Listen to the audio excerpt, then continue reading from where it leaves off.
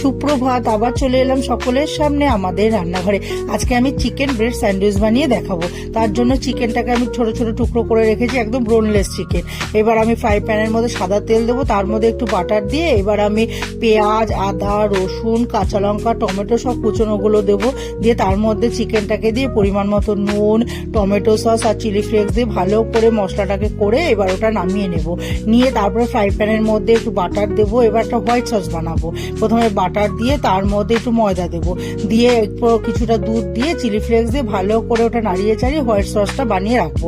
এবার পাউরুটিগুলোর মধ্যে কিছুটা হোয়াইট সস মাখিয়ে তার উপরে চিকেনের পুরটাকে দেবো, আর তার উপর থেকে চিজ গ্রেট করে দিয়ে একটু চিলি ফ্লেক্স দেবো, একটু অরিগানো দেবো। দিয়ে ফ্রাই প্যানের মধ্যে আরো কিছুটা বাটার দিয়ে পাউরুটিগুলোকে সাজিয়ে আমি 10 মিনিট ঢাকা দিয়ে রাখবো, একদম গ্যাসটা কমিয়ে। তারপর 10 মিনিট পর ঢাকাটাকে সরিয়ে দেখে নেবো চিজ গলে গেছে, তখন সাজিয়ে পরিবেশন করবো। তাহলেই আমার ব্রেকফাস্ট রেডি।